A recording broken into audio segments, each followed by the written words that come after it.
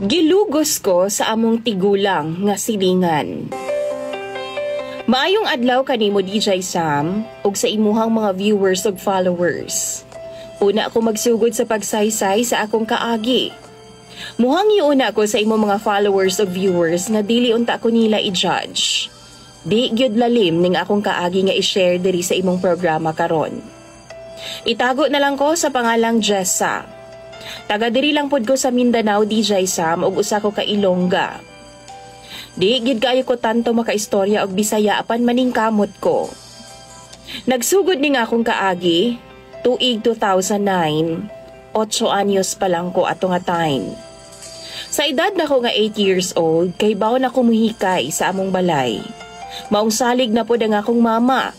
Maong ako usahay ang muhikay sa among pagkaon.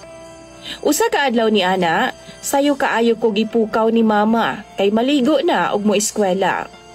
Sayo man siya ni hikay DJ Sam kay lagi magtanom sila.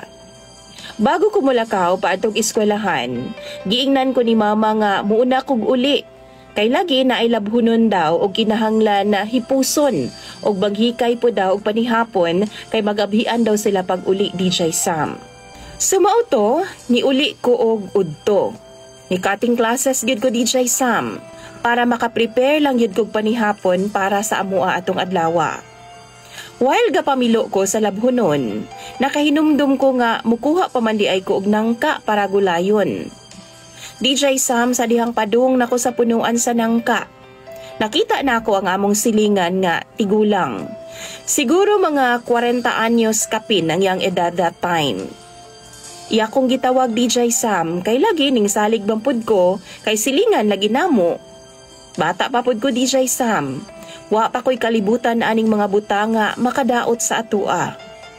To make the story short, iya kong gitagaan og Yahoo nga makaon DJ Sam.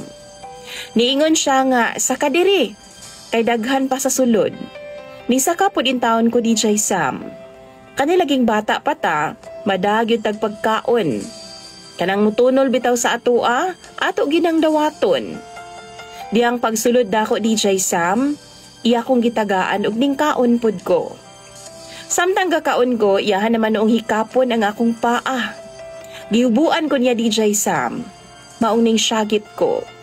Pero kay tungod layo ang among mga silingan, wa pagyud ang akong mga igsuon. Sila mama ug papa wa pod. Why nakadungog na ako DJ Sam. Naningkamot ko og balikwas, pero di gyud ako siya makaya. Sa una na akong sipa sa iya DJ Sam, di gyud ako siya kaya kay kusgan kaayo siya. Unsa ra ba ang kusog nako nga 8 anyos pa lang? Oo, iyahagid kong na-rape DJ Sam.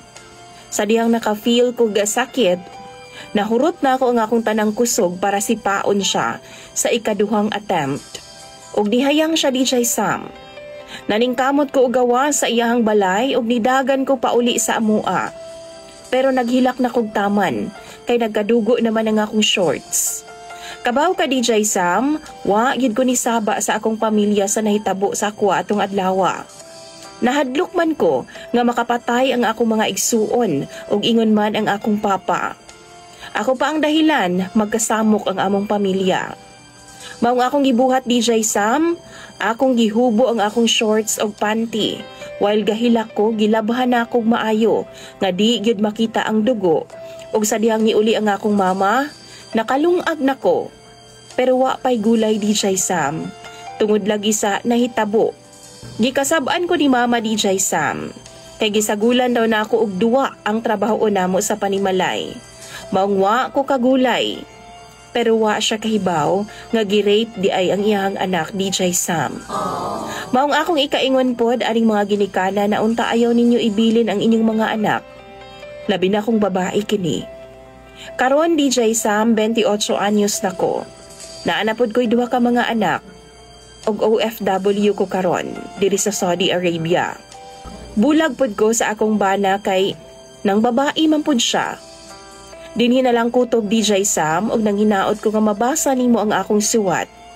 Mangayo na lang pod kog advice kung pwede pa ba na akong kasuhan ang ni-rape na ako kaniadto. Kay di gid ko kadawat hangtod karon. Hinaot nga sa tanan nimo mga viewers a DJ Sam og followers, matambagan ko ninyo. Salamat sa pagsabot aning akong suwat. Imong follower, Jessa.